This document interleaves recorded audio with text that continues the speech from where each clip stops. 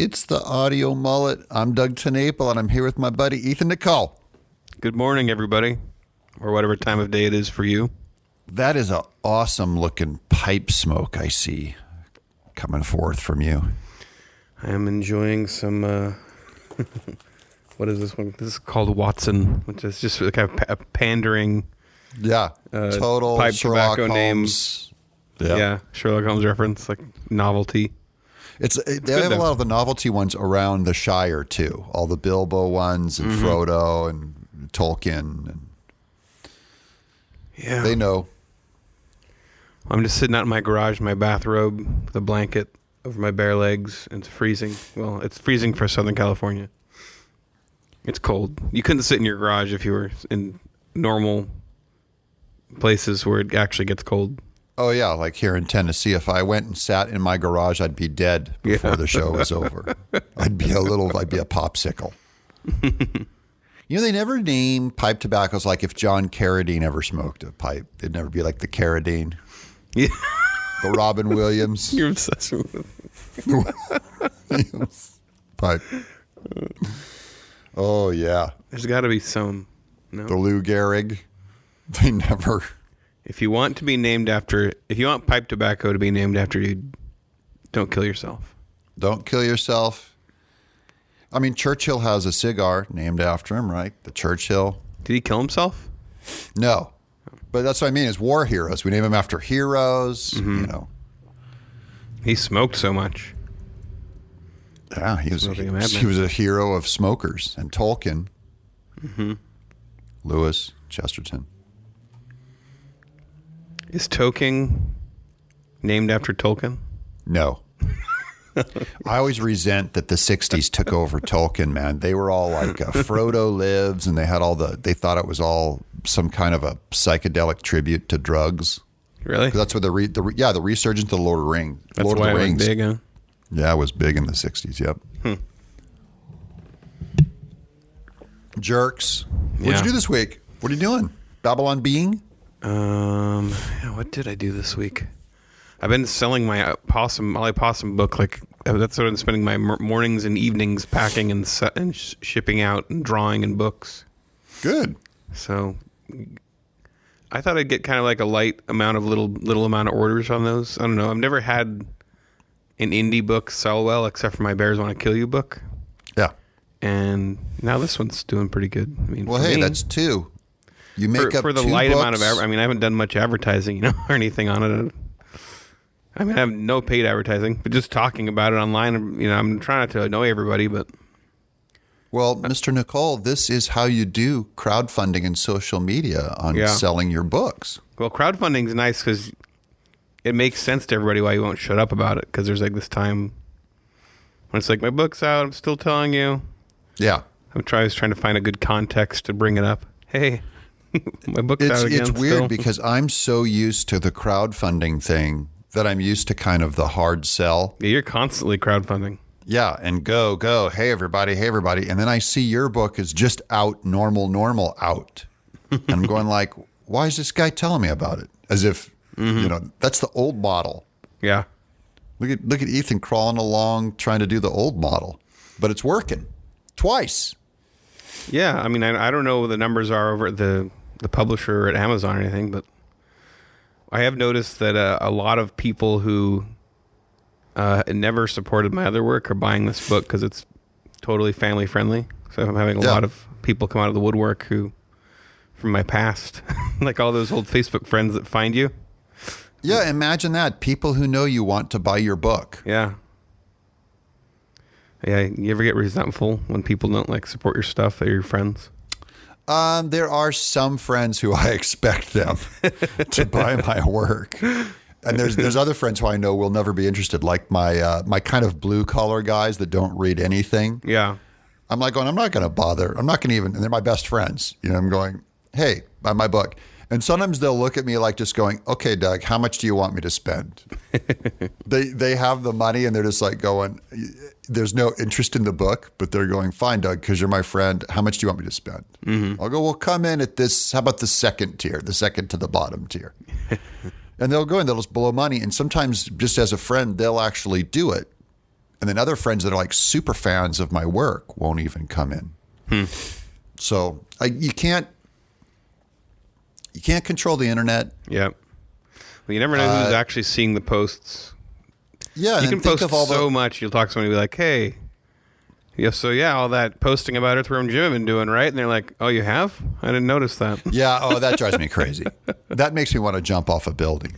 When every single day I'm spamming everyone I know, and then like right after the book delivers, they're like, oh, I didn't know you're doing a book. I'm going like, well, now it's not available. You have to wait till next year. They go, I got to get that book. I'm going, where were you? Yeah.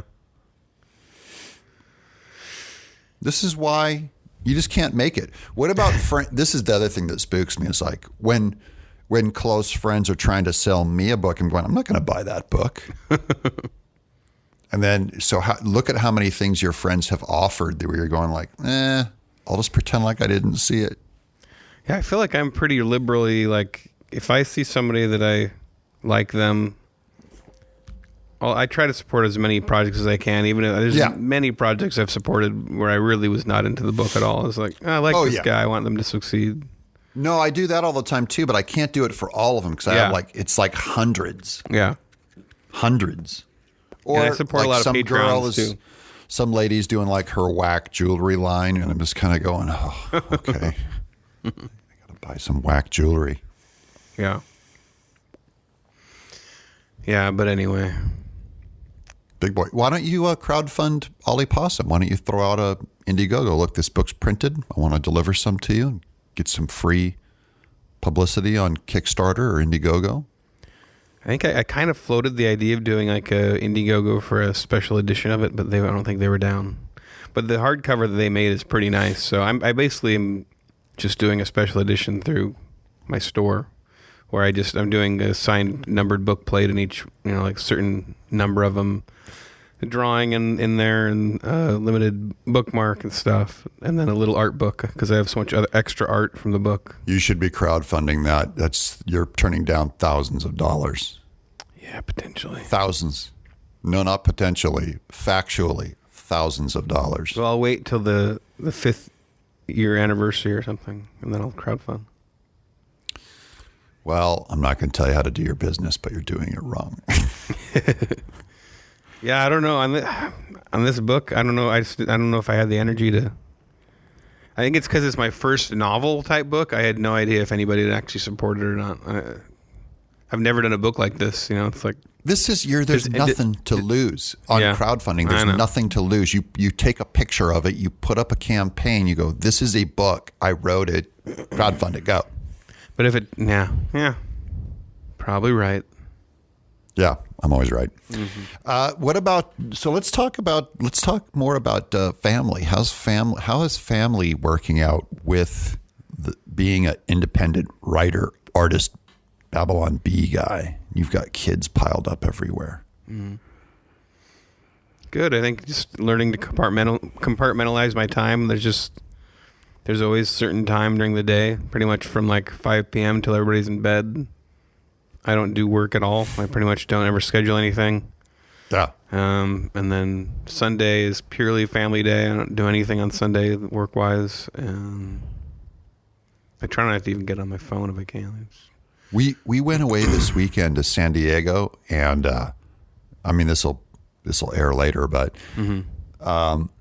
we left the kids, the 4 teens, with Grandma and Grandpa. With my mom and dad are out here. Oh wow. So mom just went through breast cancer and did fine. And then dad, all the treatments with that. And then dad is he's just slow. He's almost 80. Yeah. So we told the kids before we left, we go, you're taking care of Grandma and Grandpa. They're not coming here to take care of you. So I don't want dad to have to get out of a chair, like ask him if he wants something to drink. Don't go upstairs in your room where they can't climb the stairs and just sit up there on your screen. Don't go down in the basement on your screen because they can't come down and see you. I go, I want you at least on the main floor. Mm-hmm. And when I get home, I come home and my 2 sons meet us at the door, take our bags, walk them down to our room. Wow.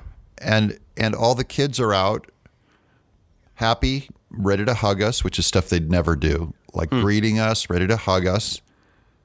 And I sit down with Dad. He goes, Doug, he goes, your kids are amazing. Wow. I first of all, I about fell out of my chair. Yeah. I went, wait. Our kids that only bicker and sit on a screen in their room all day. He goes, no, these are good people, Doug. And I first of all, I was never more proud of them. Just so surprised. It was cool. Yeah, that's awesome. As a parent, I just looked at my kids and I went, wow, you guys, good job, whatever you did. Yeah. Yeah, you see the bad side of them so much you forget that as a parent you're generally going to see the worst of that person in their life. Yeah. Like when I think about the worst anyone's ever seen of me, that's my mom has seen the worst of me. Oh yeah. By far. My dad has seen the worst of me by a mile. I always spared my mom because she's like an angel to me. But Dad. Well, my mom raised me, so she had no choice. I had no choice. Yeah. Well, and if she still loves you now and you're still buds, then that shows how much you love each other. So let's do some topics.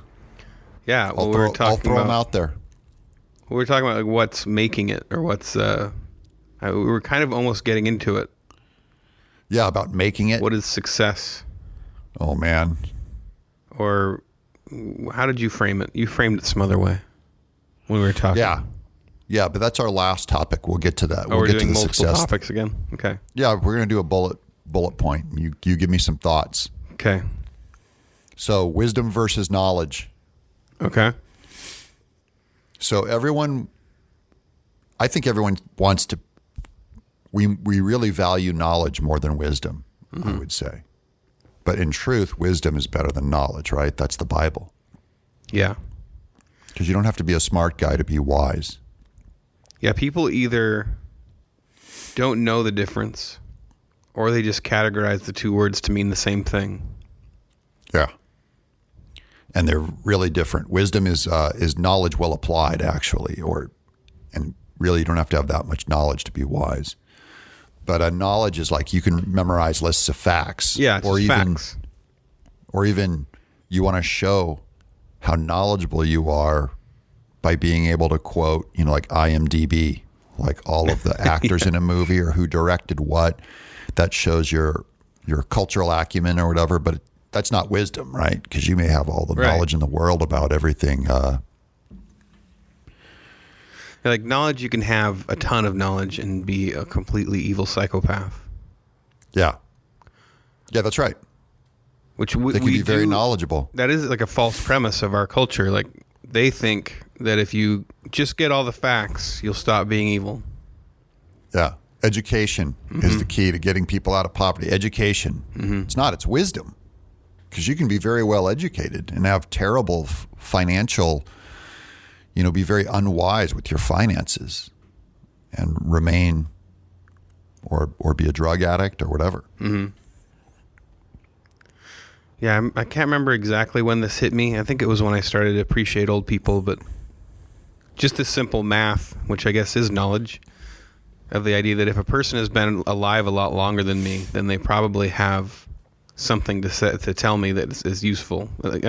I'd be smart to actually be wise to listen to what they have to say, and follow it even if it doesn't feel right. So that's wisdom, right? Yeah, because when you listen to old people, and I'm talking about if it makes sense, what I mean? Not like every single old person, no matter what. This is a Pragerism too. He always said kind of common sense wins. Like or in Chesterton's case, uncommon sense. Yeah. The idea that like old people, I think, help you keep from making their mistakes, right? That they learned from the hard way. by living a whole life. And so if you listen to old people and apply their wisdom, then it's like you're gaining the living experience of a 60-year-old person, say when you're 30. Yeah. So they help you avoid stuff. And like my dad's an example of someone with almost no book knowledge, but all street smarts and life experience stuff. Mm-hmm. Like how to be frugal or how to be cautious or when to take risks. Things like that are things I learned from him all the time. And just by watching the way that he interacts with people, like he genuinely loves people. He has deep, long-lasting. He probably has more friends than anyone I know. And like me, he's kind of known as being an a-hole, like real blunt and brutal. Yeah. And you go like, well, then how did this guy gather up thousands of friends? Yeah. And he invests time in other people, in his friendships. Like, they'll just be driving through Colorado and go, oh, I stopped in on this guy, who I've known since high school or I was in the Army with or something, like some really obscure friend who I'd never even heard of. Mm-hmm. And I'm going like, if that was me and there was some guy who I barely knew, in high school or whatever, I'd be like, let's keep driving. Yeah. I'm not going to stop. He'll always stop in. He calls friends, calls them on the phone, talks to them all day. That's what old people do. They talk on the phone. I don't talk on the phone almost ever. Yeah. This is the closest thing to talking on the phone that I do, the podcast. Yeah, we call each other sometimes, but it's, pretty rare. It's pretty if I don't need something from you. Yeah. If I'm not coming into town. It's just the phone is usually a surprise. So I'm in the middle of usually like making dinner or something. And I got the kids. They're already like, I can't make dinner without having somebody pulling on my leg and someone else fighting. Yeah. And then, then to try to talk on the phone while doing that. And phones suck. I don't know if people know, but the old phones, that were plugged into the wall. Yeah. They worked a lot better than these cell phones these days. That's true. The direct line. For actual conversation. Yeah. They're hard to hear. I don't even know where to put my ear on an iPhone. Like where... There's no holes. There's no ear hole. It's just like, it's like holding a Pop-Tart up to my head. I just don't get what it is that I'm supposed to do with it.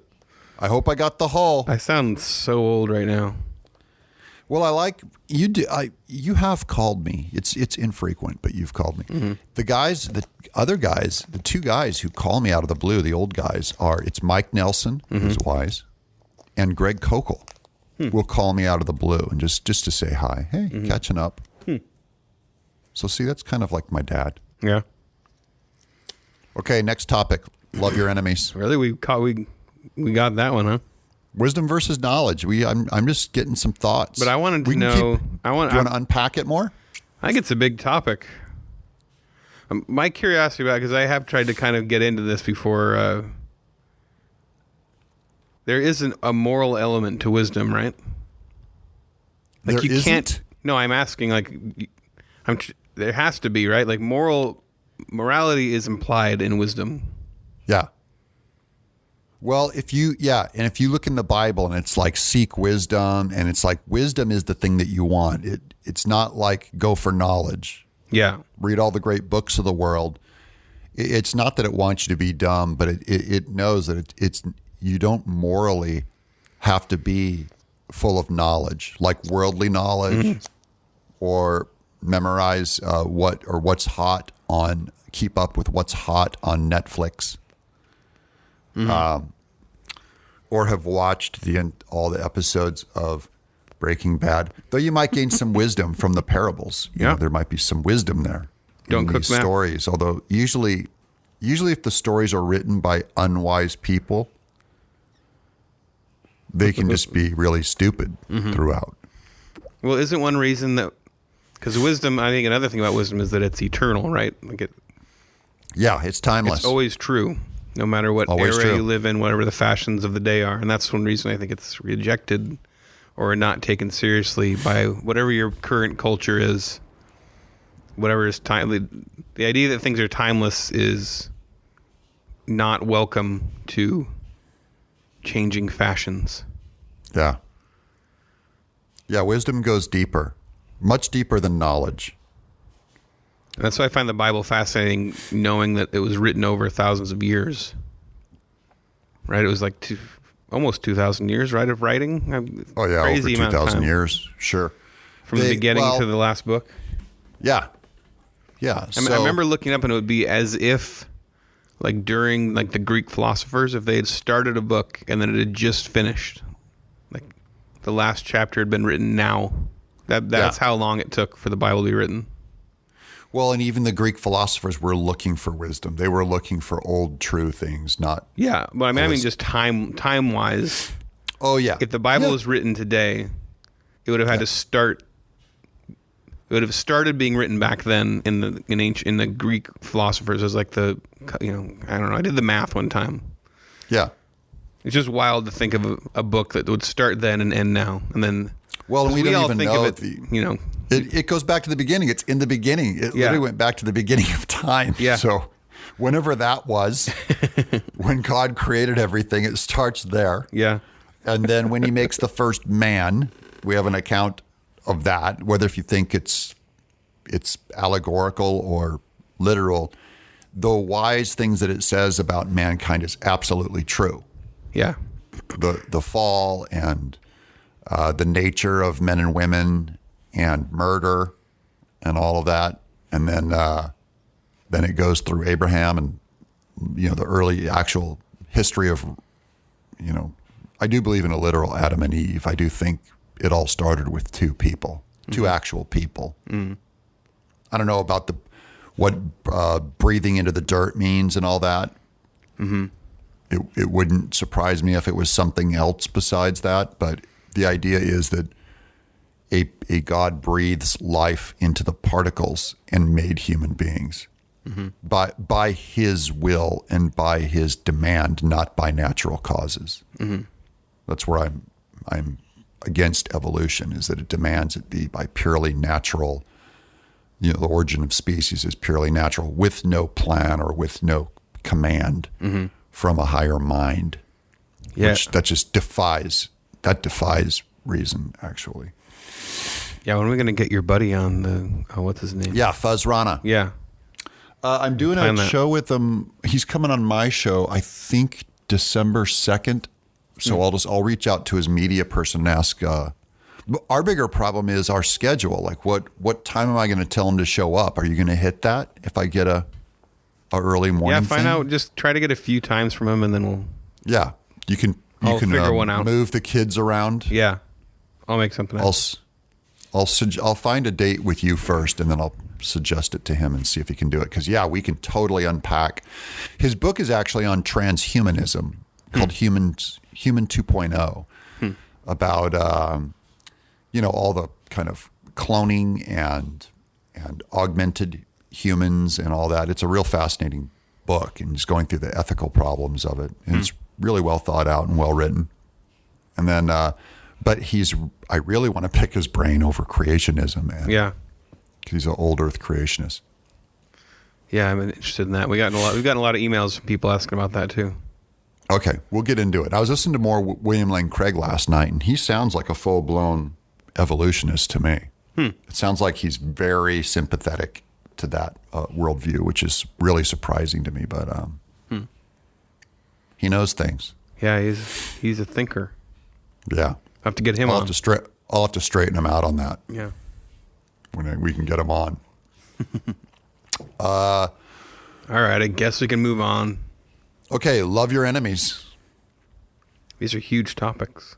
Yeah, we're gonna check them off. We're doing the bucket lightning list round here. with an enormous topic. Yeah, World's big thoughts. Love your enemies. So think of the person you hate the most. Mm-hmm. Think of an enemy.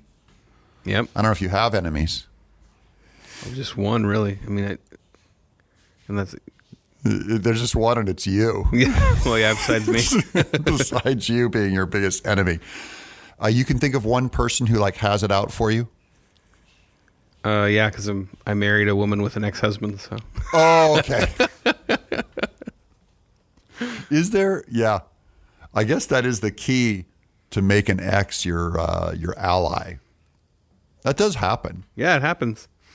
I think in my case, it's I've never read. I don't know. I don't want to. I always hesitate to talk about the situation in a public forum. Yeah, it's not right. That's not right to do. Yeah, we'll keep it a hypothetical enemy. Without naming names, hypothetical enemies. To love your enemy, right? The idea is that while we were sinners, Christ died for us. In a way, it's while we were his enemies, he started loving us.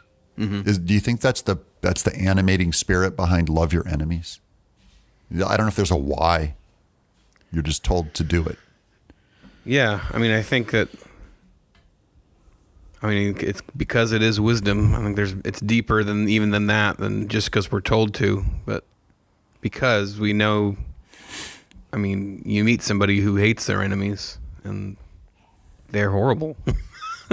Yeah, it eats them alive. And I think it's almost more for you than for the enemy. The enemy may continue on being a horrible person, but you have to free yourself of that hate. Otherwise, I mean, if there's this horrible person in your life that's putting you through, this, you spend all your time thinking about that situation, it just makes you 10 times worse off. Yeah. So, there's nothing more radical than loving your enemies. That is the weirdest thing in the Bible. It's like, take your enemy, love them. Yeah. And even as I read the New Testament, now Old Testament, and it's weird how they treat enemies. It's kind of like they're all part of God's plan. But as I read the New Testament, it's clear that the Pharisees are evil because of their pride. Mm-hmm. And what they do. And it's obvious that all these parables and all these teachings are against their pride and their religious system that is anti-God. But it still doesn't say the end-all be-all problem are these Pharisees. Mm-hmm. It doesn't say go to war with them or kill them. It really is about you finding Jesus. Mm-hmm. You confess your sins to Jesus. Yeah, I guess that's the other thing is it's very convenient to have somebody in your life who's bad because then you can focus and blame everything on them. Yeah. Yeah, So that guy is my biggest problem, not me, that guy. I'm and such now a I don't good have guy. to work on me. I just got to work on that guy. I got to destroy that guy. Yeah. Yeah, I'm a victim. Which really fits into the whole victim narrative that we have that is so popular right now too. Like everybody is trying to figure out who they're a victim of so that they can have that convenient. I'm poor because I don't make it because I'm poor because of all the rich guys or all of my racism faults, or whatever it is. All of my faults are my dad. It's my dad, or my family system or America is what's wrong with my life. And I'm just an innocent guy coming through, just responding to all of these injustices that happen to me. Mm-hmm. I'm a victim. Yeah, and we don't apply it that often like that. We think, oh yeah, love your enemies means that guy who cut you off or whatever, or whoever, somebody who personally slighted you, your school bully. But if you're turning an entire group of people into your enemy, you're still called to love those people too. If you're, if it's a political party or whatever it is, you're not off the hook. You still have to love those people too. But can we go to more? I mean, I don't even know if this applies. Do we only look at love your enemy when it comes down to like the person who cut you off, a tiny slight? What about like Nazi Germany and stuff like that? Like when the Nazis were your enemy, and could it undermine the reason why we go to war? Like if terrorists are your enemy? Yeah, that's the. Does it apply to that, or is this a small like neighbor to neighbor thing? I think it does. I do agree with the idea that it doesn't apply to. Like, I don't think turn the other cheek applies to like a nation, but maybe I don't know. I guess we don't really know, but it seems unwise. And so It here's a doesn't seem weird. biblical, but who knows? It doesn't seem biblical and it doesn't make sense, but I can see it being that radical. This is what makes me sympathetic to pacifism. Yeah. The idea of like no violence, because Jesus is hanging on the cross, and one of the last things he says about he's looking down at everyone crucifying. He goes, "Forgive them; they know not what they do." Like that's weird. Yeah. Bugs me. Yeah, that's the thing. We measure all this stuff from our perspective in the middle of our culture and our moving target of what morality is. We don't even know how deep in we could be. You know? Yeah.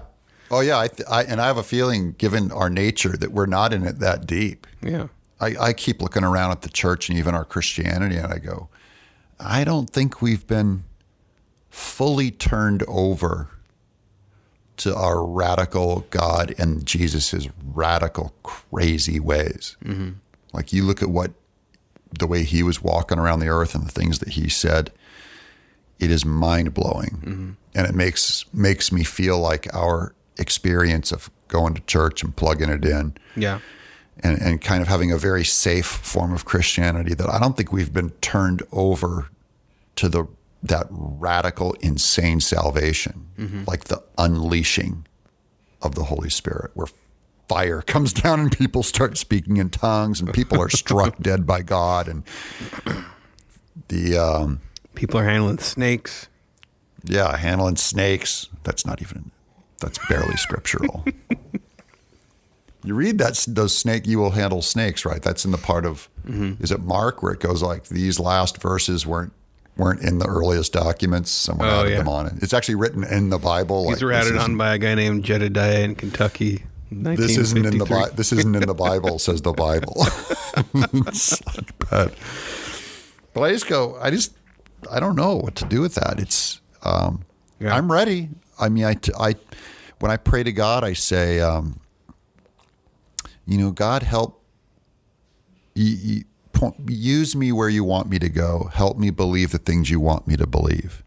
Help me to be the intended being you want me to be, no matter how radical. I'm ready to follow you because you saved me. But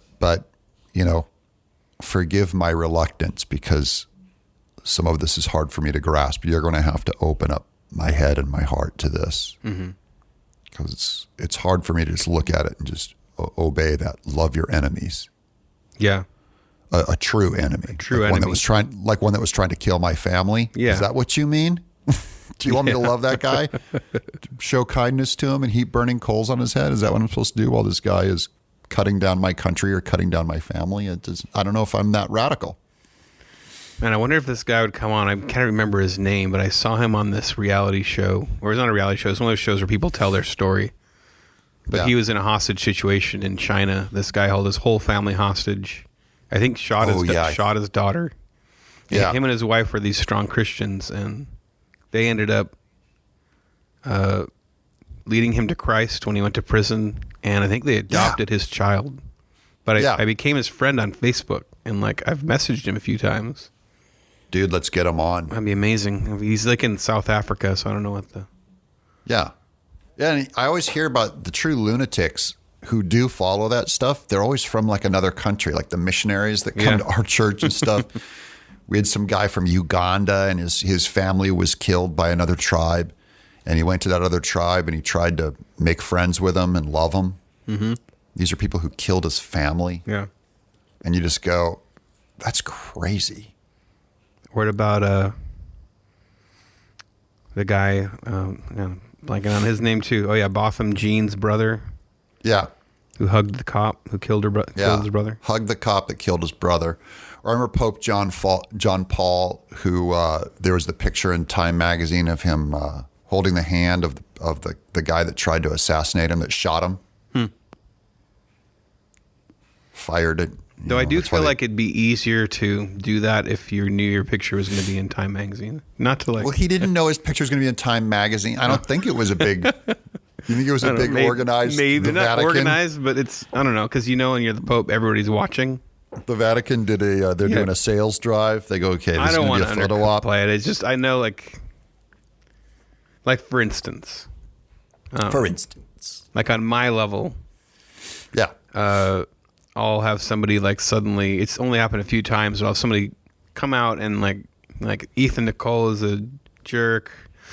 Well, Like, yeah, that's true. and I was at a comic convention one time, and me and my brother were, it was like the height of Axe Cop. So there was like camera crews showing up at our table. There was a line. It was insane. So I found this comic that this guy across the way from me had written about how much he hates us. And he was like, because like we were taking up all his space on his table, and like he wrote all these comics that were, they were pure autobiography, really badly drawn and like really bitter. Yeah, and he just worked me in. That's all of them. That's most comics. That's all web comics. Yeah, that's a lot of indie comics.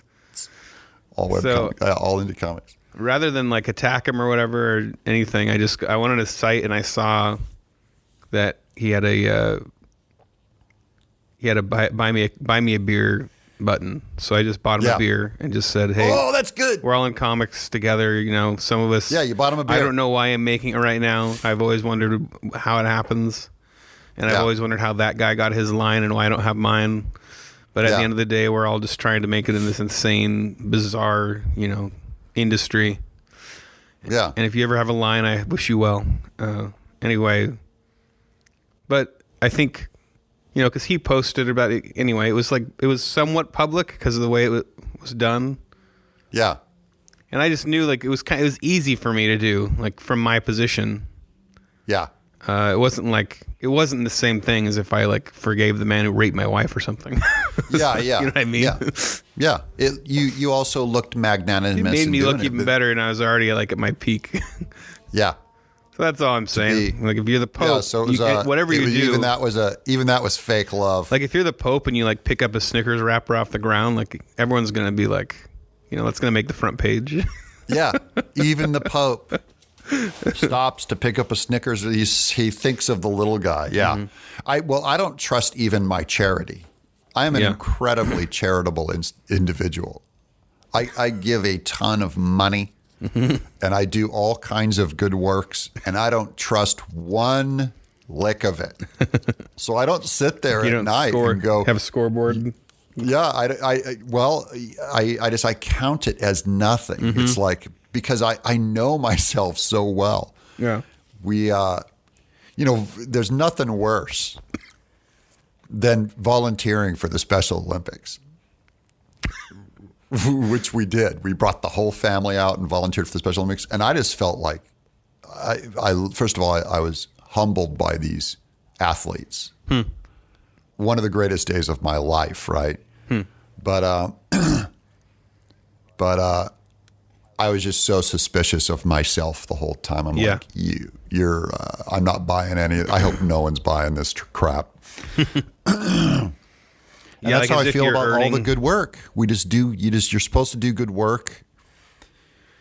I always doubt my intentions of any charitable giving or any tithe that we give or any help that we do. And we do a lot, but I don't buy it.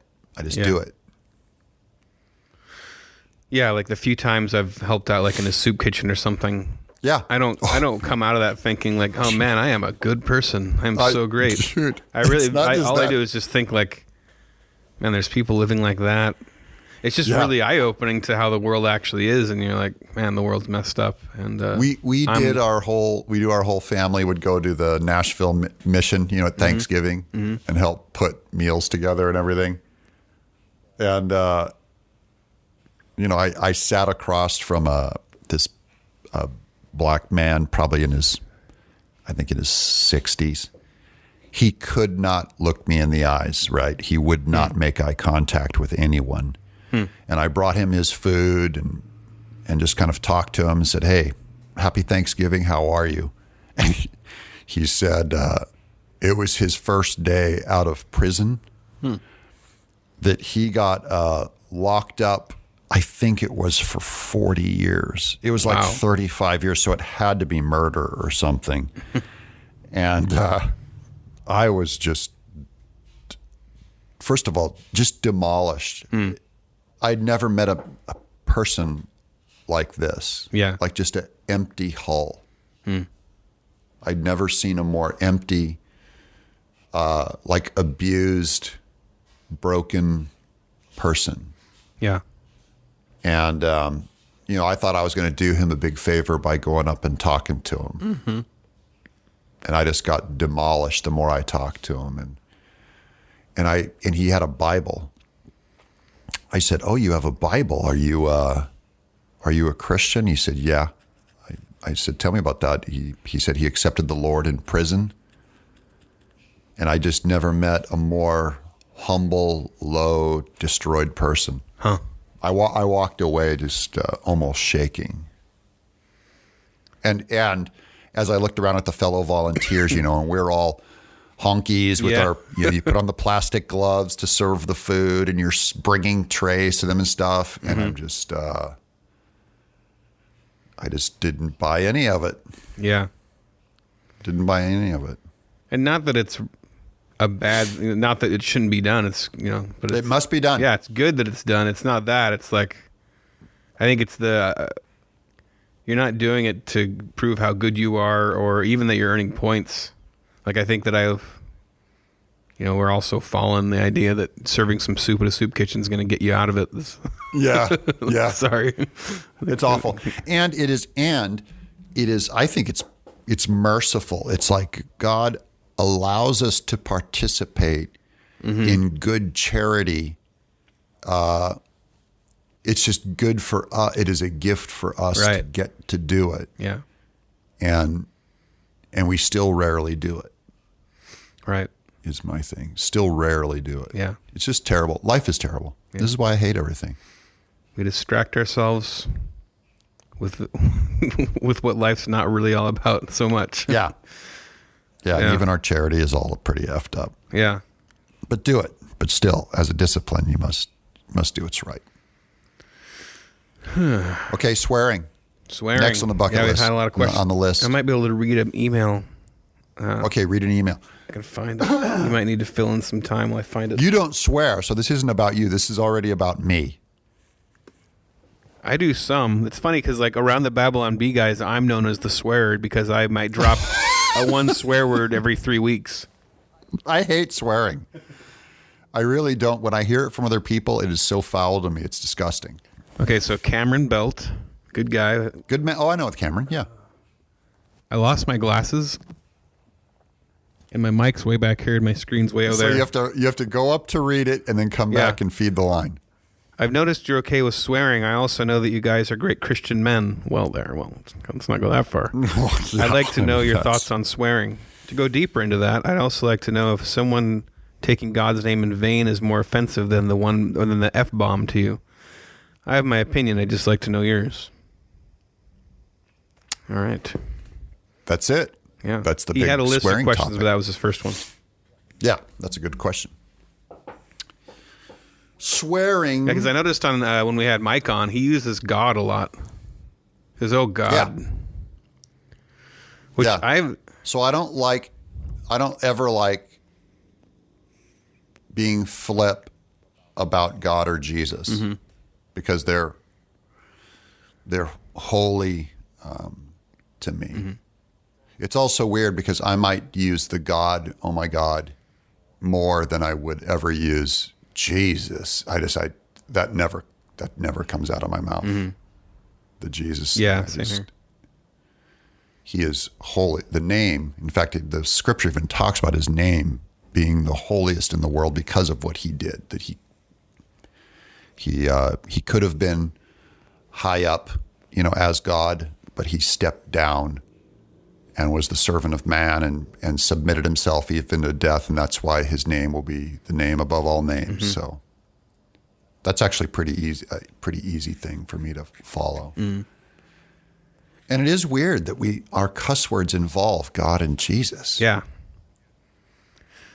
Yeah, that's like a throwaway line often, like nobody says, "Oh, Buddha," but like there is some it's valid though. Like there's no power behind for some reason. And it is because it's just shocking to our culture. Yeah. It's one of those arguments, an argument made in the negative that shows how holy God is, that he becomes our cuss word. Mm-hmm. And you don't use other names. Mm-hmm. You don't go, Zeus, damn it. It's everyone does GD. Yeah. because he's the only name in town. Everyone says Jesus Christ and not Muhammad, because he's the only name in town, and even non-believers do it because they hate the God they don't believe in. But in the I don't know this. Like in Muslim culture, like when they're like hanging out smoking cigarettes with the rebels, are they like Muhammad? Damn it! No,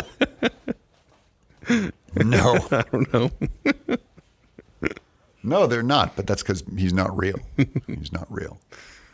He's not the real deal, so they wouldn't do it. But Jesus is the real deal, so even the mockers. So I don't think I don't know. I don't like cussing. I do cuss. I don't like it. I've heard you compare cussing to farting in the past, which I think there's some validation of that. Like it's just sound you make with your mouth that's offensive in certain areas. Like that's one reason. Yeah. If we're just talking, just me and you, it's really, I don't even think it's immoral for you to swear if you want. I mean, depending on what you're saying. Yeah. Because you're not offending me. Yeah. And that's the thing about this podcast is the goal of it is just to kind of, for it to be as if we're having pipes together on your back porch. And that's so I think you get comfortable. But cussing is a vice, right? We're going to call it a vice. And so I don't know if it's an acceptable vice. Mm-hmm. What I don't like about it is when we cuss, I think we do devalue words. Mm-hmm. At the same time, cussing shows a level of disrespect to an idea. Like if I say fuck evolution or fuck climate change, I mean it. Mm-hmm. And so I'm using this low word to show how much I disrespect it. It's like me saying GD to what they think, to their God, mm-hmm. which climate change is a religion. It is their God. So you say GD, mm-hmm. and I say fuck climate change. Or you say Jesus Christ, and I say, Darwinism is for, it's a stupid idea for stupid people. It's like, and you watch them go, oh, mm-hmm. you said what? How dare you not depict gay coupling as the holy of holies? Blasphemy. And I say a man putting his penis in another man's butt is wrong by the Bibles, and I'm using a low language to describe it because it is foul. Okay. And everyone's like, oh, you blasphemed our God. Mm-hmm. You blasphemed the gay. Mm-hmm. You can't say that. Yeah. And so I have to sit here and hear them use Jesus Christ. I have to hear them blaspheme the holiest name I can think of. So let me show you how it feels. Mm-hmm. Anyone who believes in gay coupling is ignorant and it's a fraud, and you're an imbecile, and you're foul, and you're not doing these people any favors. Mm-hmm. You're meaner to them than I've ever been. You hate gays more if you endorse it. You hate that person. There, bomb dropper. That's like bomb. Well, it's also that is like cussing. To them, they can experience some of my offense when you use the word Jesus Christ there. How does it feel? Mm-hmm. That's what you do to us all the time. So I have less of an issue with calculated cursing, like when you're making your point, and that's I'm always curious, like in those sections where Jesus is really going off on the Pharisees. Yeah. Like what is he actually saying, and how offensive were the words for his time? Oh, they were the most offensive thing you could say to them. The whitewashed sepulcher, and he called them, what is it, asps, a den of asps. Vipers. Like lizardy. And our good works are filthy rags, it's called, which back then was menstrual rags. Mm-hmm. It's like he's using really greasy terms that are extremely offensive in their their worldview. Yeah. So I mean, I don't know. It wasn't like he was dropping using the proper, modern day F-bomb or not? What do you think? Yeah, I do think so. I think God is the curses that he does. It shows an anger, and he takes a disrespectful image and puts it up against their beliefs. He ties it to their beliefs. You den of vipers. Yeah. He could have just said, "You're bad people," and been more, antiseptic about it. And he's not. He's just like, Yeah. let me show you how foul and filthy your good works are. Filthy rags. It's not just like, you do good works. That's pretty good. It's a mockery of what he did on the cross to think that you save yourself with your good works. It is, and so he mocks it back to show you how foul. I don't know, but it's not like he goes around. He doesn't use the low. Yeah, it's not how he's talking all day, and he doesn't use it casually. And there's the verse that says, there'll be no coarse jesting. Coarse jesting is, I don't think he wanted the disciples joking about dick and balls all day. It's like, I know you guys are friends and stuff, but let's clean up the coarse jesting. What if that was the context to that? They were like in the middle of doing some joke. Yeah. Comparing their size. Like fart. They all farted. Yeah. They all farted. That's interesting, the idea that they're all farting around Jesus. Well, Jesus farted. Because he you have had a a camp human out. body. Yeah, well, they all He camping ate together. food, and it created methane, and he would have had to have farted. But I don't. And maybe it was okay for them to talk about it, and they just didn't document it in Scripture and go, hey, Scripture isn't here to document our fart talk. I don't know. Yeah, that's whenever I think it's good to have some wisdom. Wisdom over a binary law. There's just certain areas where, like with swearing and stuff, I don't know. I mean, I guess you can't go wrong with just being like, no swearing at all. I think that's safer than free for all.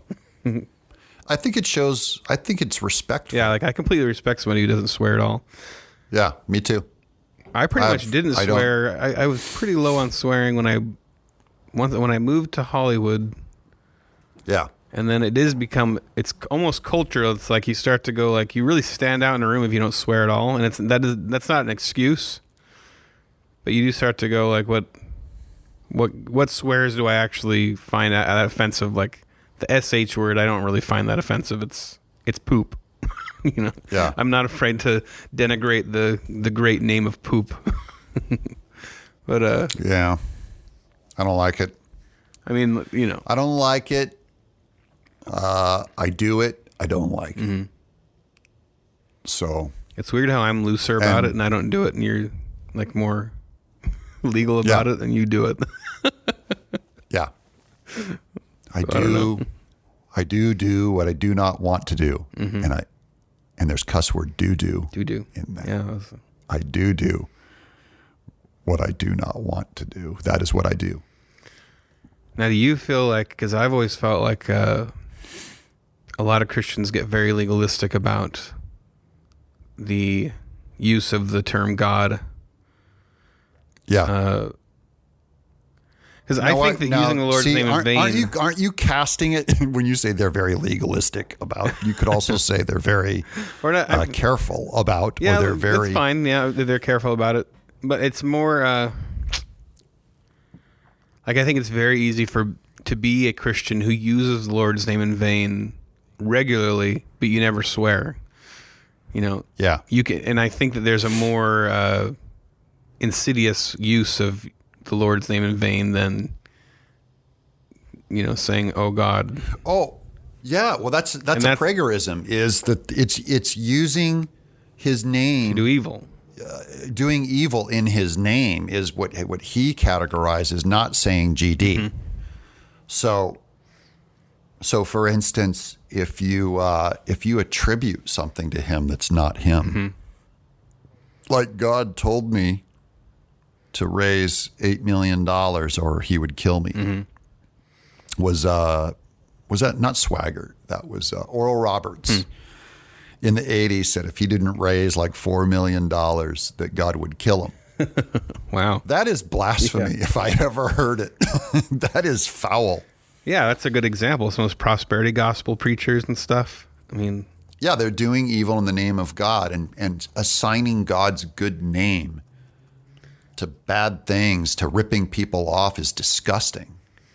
I feel like we like to have our easy version of the commandments or things that are in the Bible. So like, the body is a temple. We turn that into don't smoke. Yeah. It has a much deeper meaning.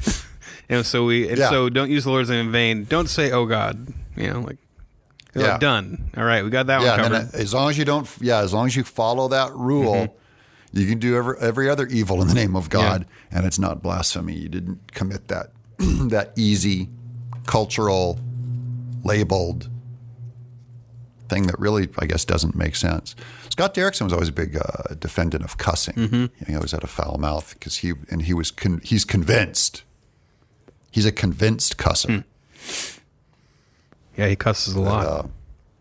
Yeah. It's his... I cuss a lot. I cuss a lot around him too. Yeah, I've heard you guys.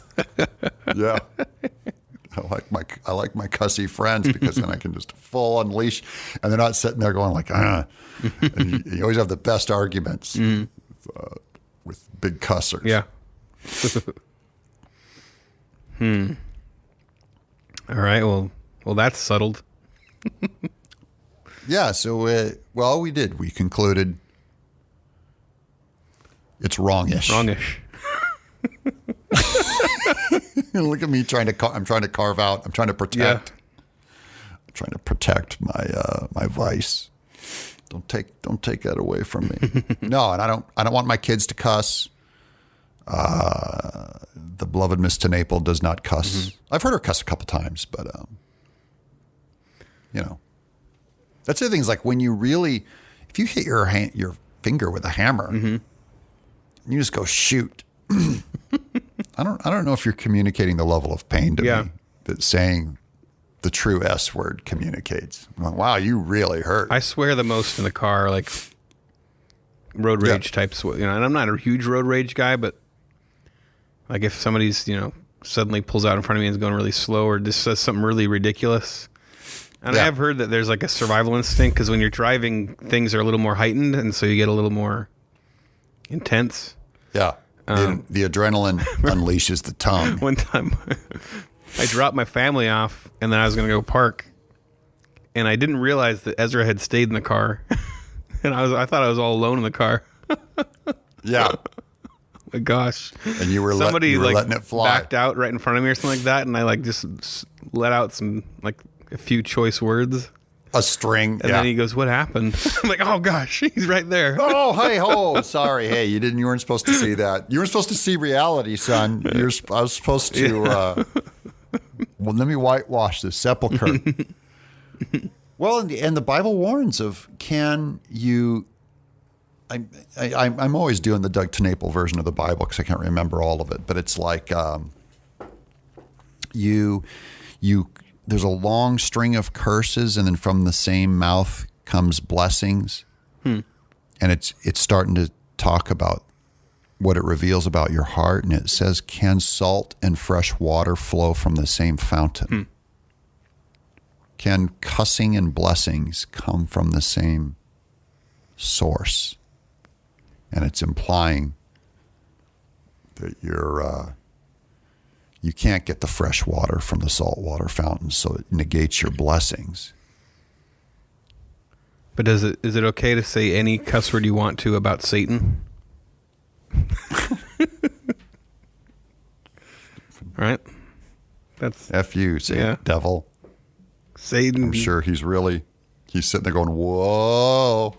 You piss shit. Yeah. I'm not big on I actually don't address the devil. It's not my place to curse the demons. They do their thing. I don't know. Okay, swearing. Here we go. Now, wanting what you have, career, house, dealing with dissatisfaction, Okay. wanting what you have versus desiring, this is the making it one. I want to make it. I want to be famous. Okay. I want to make money. I want notoriety. I want thousands of people to read my wacky books. I want to make a TV show for lots of people. Well, I think It's not because I don't want fame and money. we've talked about around this topic before. I don't know. Yeah. For me, it was a big one for me to realize that the whole idea of making it is a moving target. What you would consider, like what I would have considered making it, I've done now. Yeah. And it doesn't feel like I thought it'd feel.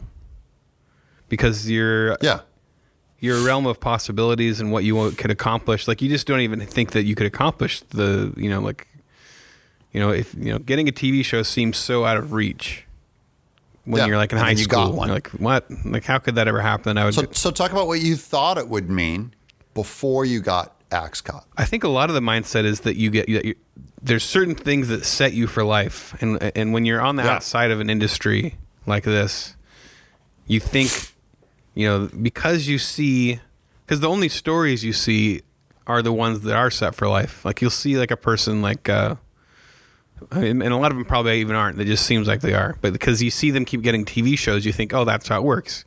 You get a TV show Like Mike Judge. Yeah, Mike Judge. like Mike Judge. He's always banging out. Yeah. That guy's set for life. Yeah, you think, okay, that's how it works. Like you get a TV show and then you just start getting all these TV show jobs. Yeah. But he's not doing it for money. He's got all the money he wants, right? So he's making stuff because he wants to entertain. He wants to make stuff. The South Park guys, they made their money they could have stopped a long time ago. And those guys, Matt and Trey, their work ethic is nuts. Every week they do an episode. They record all the voices. They write them all. Yeah. Yeah, so I think that's the mindset that it's going to get easy at some point. And that happens for some people, but that's because you don't hear about the many, many, many people who have gotten TV shows and that was their one TV show or whatever, Those aren't the ones who make you hear about them because there's nothing to report. Yeah. Made one TV show. I made I made a ton of TV shows, but I've made, the one big one was Earthworm Jim. And I had no idea. I knew I wanted to make something big for everyone because my big, example was like Walt Disney. I wanted to make cartoons and I always loved comics, Calvin and Hobbes was a big influence on me, but also before that, Garfield, before that, Peanuts, all those. I just wanted to be a syndicated newspaper cartoonist. Yeah, that's good. I started out wanting to do that too. Started getting into long form comics, and I just wanted to make it. Yeah, you just want to sit in a room and money keeps getting delivered to your door and you just keep making your stuff. And I just draw. Whatever you want. Yeah. Yeah. But now it's fame. Fame has become a much bigger commodity than it was even then.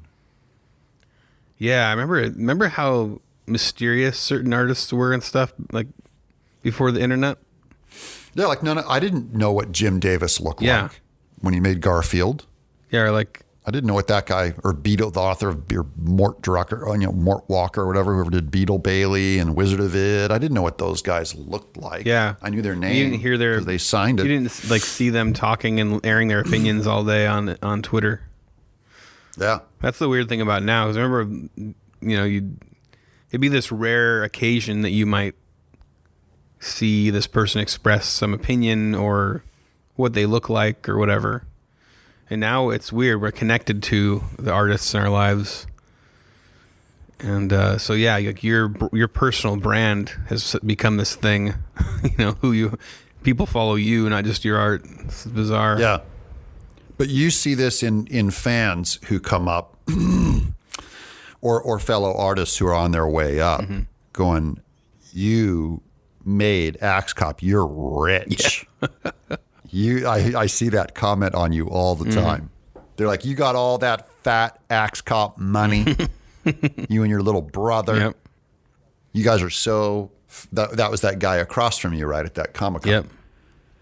These guys are so rich and famous. Yeah, and that would have been my thought. What they have. Like I thought that if I had gotten a TV show, then you're just rich. Like you're set financially, you're set for life. The amount of money that you get for having a TV show is enough money to never have to worry about money again, and that's just not true. Yeah. Yeah. Especially on a 15-minute TV show that airs at midnight, and they only make a handful of episodes. Yeah. It's just not like it was great. It was still nice to make some money, but it wasn't like mind blowing. But that's not even where you made all your money, right? Didn't you make more on your book deals? Yeah, I might have made it almost even because people also don't realize about this. Like, it's really hard to make money in comics because even with the amount of comics that Axe Cop sold, I got some good sized checks early on from the first volume, but I made almost nothing on the volumes after that. Except for the advances. They did advances, which is nice, which is really rare. But you're borrowing money. You're borrowing money from yourself. Borrowing money that I'm never going to, So yeah, it's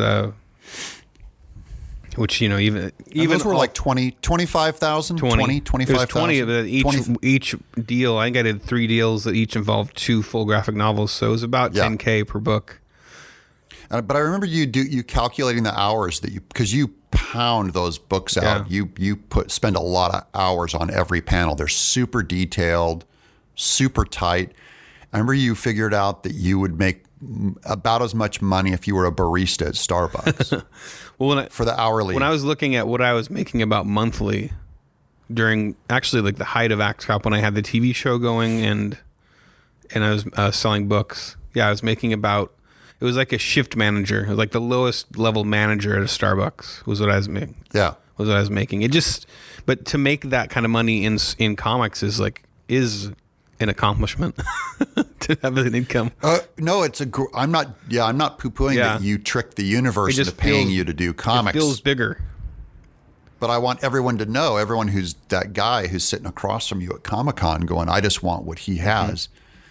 Mm-hmm. He could have the money that you have by being clocking in at a Starbucks year after year and being a decent barista. Yeah, but I mean, and I get it though for a lot of comic people that just like, wow, like if I could make a steady enough income, it's not a great income, but it's just doing my comics, like that would be amazing. And yeah, it's great, but it's also like you never know when the next month's going to work out, and it's not stable. The thing about the Starbucks job is it's stable, at least. That company's going to be there, and you're going to, at least to some extent, And that's the thing that most of us, I think, and I'm like a G level celebrity, H. I'm an H level celebrity, bottom rung. And I'll make big money some years and then no money, very little money other years. That instability across my 30-year career, the instability is constant. Yeah. That's the one thing that's constant is the instability you are not showing up at an office. And I see friends that have office jobs that just like a clock. They got bigger houses, more stable, able to leverage it, because if you know how much money's coming in, even if it's less money, you can often do more with it if you can count on it. Mm-hmm. If you're a plumber or a security guard or a teacher or whatever. Yeah, I was talking to, I think it was one of our, I think it might have been Wes, one of our friends that worked on Veggie Tales for a little bit. And he knows Tony Hale, and I remember he was talking about after, shoot, I forget names of things when I'm on podcasts. What was the big show he was on, the first one? The big popular one? Oh, Arrested Development. Arrested Development. Yeah, after that ended, remember he was talking to him, and he was like, he didn't know what he was going to do next. Like, he couldn't get a job, or he's getting worried. And he remember just thinking like, you're in one of the biggest TV shows out, it's just weird that you'd still be back in that place. Like not know Yeah. what you're going to do, where your career is going to go, kind of just floating, unsure. That's me every damn year for 30 Yeah. years. I don't know. Like even with this crowdfunding, I raised a ton of money, right? And I go, I don't know if this is going to be here next year. Yeah. I don't know. Just because it happened on one book does not mean it's going to happen on the second book. Usually the second book sells about half of what the first one does too. So it's like you've already cut your income in half just for existing for another year. Yeah, you blow. Exact same quality, exact same everything, half. Mm-hmm. How can you you don't do that at Starbucks where like the next year your salary is half. Mm-hmm. Yeah, that's true. So, and I think I had to redefine what I meant, what the term making it means to me. And I realized that I just see it as a daily thing. And I just think at the end of every day, if I made it today, if I paid the bills today, supported my family today, then I've made it. And I need to like be content with that. Yeah. And enjoy it. Like be like, you know, I think that there's you want to be the victim and you want to feel like you're the guy who hasn't made it. They've all made it and I haven't, and my life's so horrible. We like to find comfort in that, and I found it's almost more daring, and it's kind of scary to be like, you know what, I'm fine, I've made it. To be like, it's not a giving up. It's like it's contentment. It's like whatever comes. This is the life that God has given me, and I'm going to be thankful for it.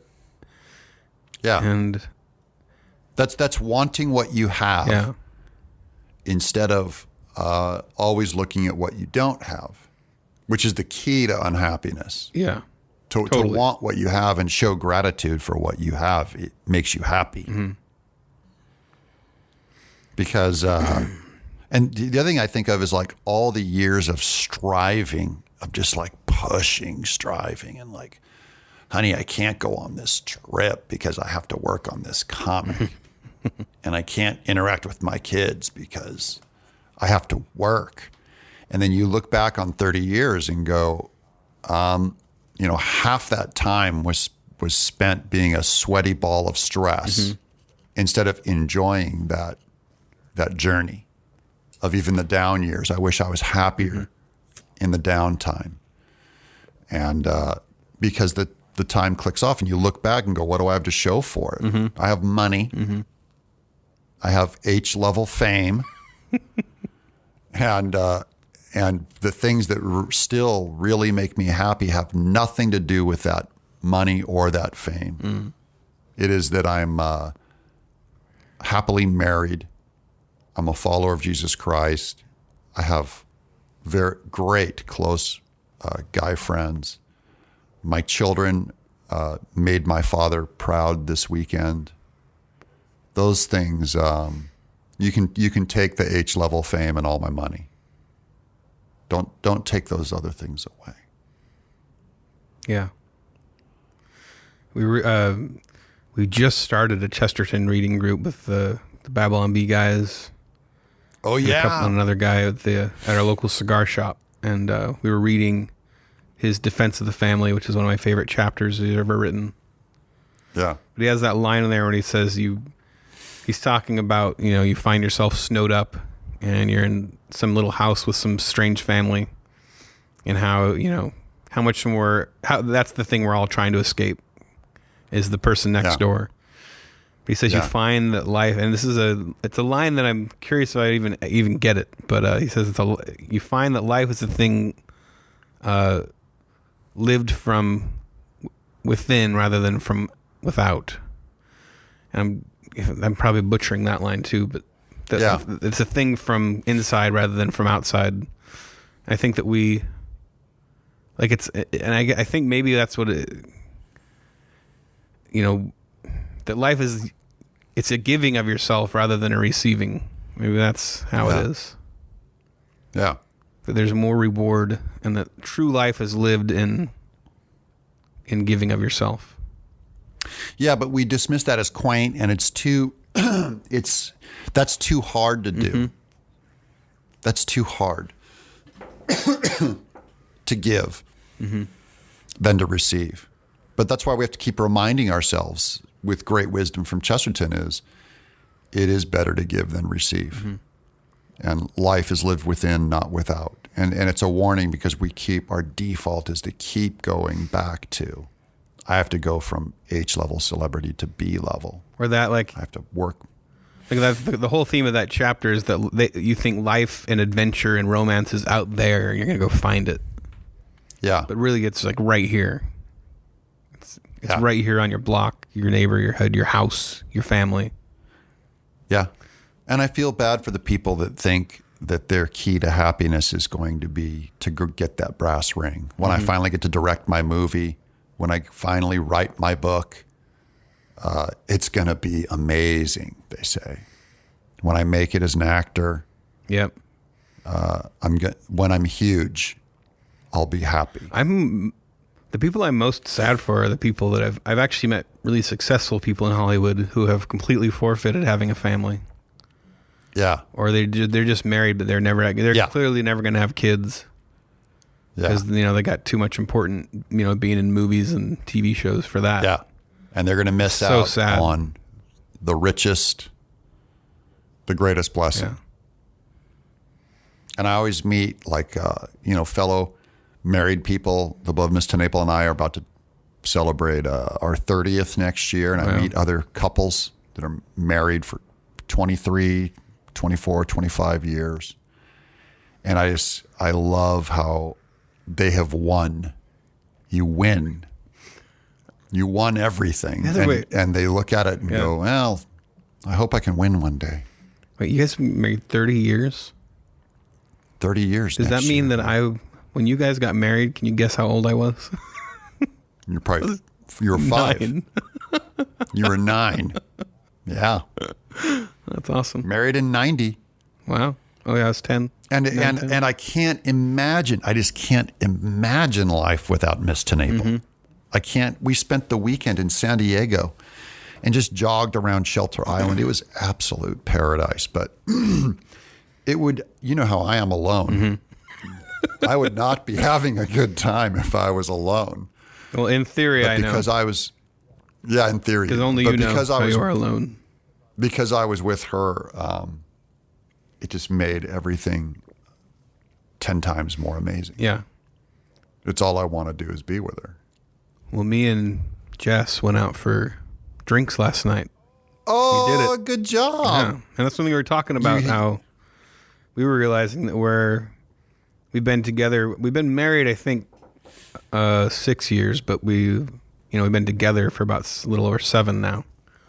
Yeah. And since she had a previous marriage, she was realizing that we've now been together longer than she had been in her previous marriage. And she had, that was one. That's a threshold. That's a good threshold. Yeah, it's a thing, but it is also the weirdest thing for me is how hard it is to even, it's hard to think of my life before it all.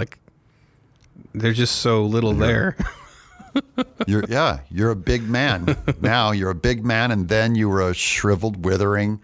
But even with each kid, you were a boy. It's hard to imagine that I lived a life without Calvin in it. You know what I mean? Yeah. He's only been on the earth for 2 years, but it's so hard for me to think back to that. I don't know. Yeah, you don't want to live in a world without Calvin. Yeah. Or it's almost as if he always existed and I was working my way to it or something. I don't know. Yeah, that is true. It's God appointed those days and knew Calvin would exist before he existed. At the beginning of time, he knew this would all click into place. Tulip, baby. Otherwise, it's just a giant freak accident mess of guessing. And it seems like there's more purpose to it than that. Yeah. It seems, now we could be wrong in that illusion, but I'm just going, no, I see absolute value. I see Calvin as having, and your daughter and all your kids, having a required destiny. It is required. This is not optional. There was no other way. Mm-hmm. Yeah. I choose to believe that too. Yeah. I think it's wise.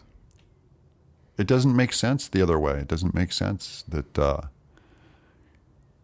it's an accident or you created him or, and you could have chosen not to make him and it would have just been fine. Yeah. The absence of him in the whole world and his entire destiny and what he's going to do is just fine. No, I don't believe that about people. Yeah, or that he's just like a blank slate that we just kind of you can invent whatever personality you want to put on him. Yeah, yeah. You have to have not had kids to ever believe that that's possible. Yeah, you invented the slate, and everything he puts on it is just totally random, optional, personal, just reactions. Yeah, conventional. Doesn't work. It doesn't tell the story right, I should say. And I'm not defending ground. I'm not even defending my belief in God and destiny and all that. I'm looking at the evidence going, it is weird that even the non-believer, he may say he believes that everything's a big freak accident, but they don't act like it. Yeah, they don't live like that. No one lives that way. They live in my philosophy, in what we believe, and the Bible's philosophy. Yeah.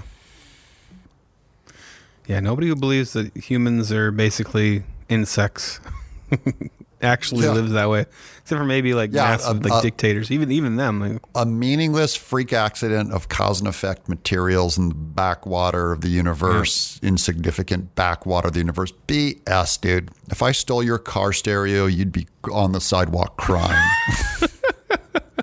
You'd go like, that's unfair. You broke an invisible law. Yeah. Really? Tell me about that law. Who wrote it? The rocks? The rocks write laws. Yeah. I had something, but I lost it. Oh, good.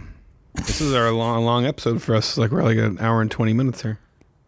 Oh, dude, we got to get out then. We should have recorded 2 instead. Yeah, even without glasses, I read it right. Yeah. All right. Well, this has been a meandering through a few topics. Morning episode. Oh, this is a better episode than the last one anyway. So. Yeah, by the way, if you listen to our episodes and our voices seem, our reactions are off, it's my job to align the voices so they're right, and we do a clap in, and sometimes it doesn't work out. So if you hear it, it sounds like it's off. Tell me. I gotta fix it and re-upload it. Yeah, and don't forget to click if you're an early listener. Like the click the like reviews. Give us 6 stars. Great reviews. I love our reviews come in on iTunes. They're very Give genuine. us 6 stars and write a review. Yeah. And you share can write. it, tweet it or something. Tell people about it. Yeah, sure. Tell someone. We have no marketing plan. Look at us just floundering. Audio mullet. A mullet of audio smashing you in the face. Audio mullet. Short in front, long in back. It's a fact. It's the audio mullet. If we can get our audience big enough, then maybe Mike will come back. You got to be able to pay Mike. We got to pay Mike. Mike, whatever they're paying you over at that 3,000 page podcast you're doing, we'll double it. I wonder how much money does he make? I don't know. I have no idea. I'll pay him $20 to got a show up. Patreon. If I PayPal him? How many pages is it? 200 or 123 pages or something we'll never get back, or 236 pages we'll never get back. It's 372. 372 pages we'll never get back. That's his. Oh, you know what? I was going to see it. Dude, you're ruining the show. I was going to check his Patreon, but I forgot that they changed Patreon so you can't see the number anymore, I think. I wanted to see what they're making per episode on there, but they changed it. We'll ask him. Just ask him. Ask him what his business is. We'll get the inside scoop. They have under 500 patrons, so we'll see. That could be pretty good. Oh, that's still big. Good. Yeah, I only got like 100. So if they're getting like $5 a person minimum. Well, it's $1 or $5. So let's say they're like probably mostly $5. I'm guessing. They're mostly $5, $2,500 a month. So, well, I mean, come on. I You could know. pay that. You could pay him That's like- that. You got. I know. That's like Axe got money. It's true, and that's between two guys. So he's making Yeah. like $1,000 a month after expenses. Hey, everyone out there. Thanks for listening.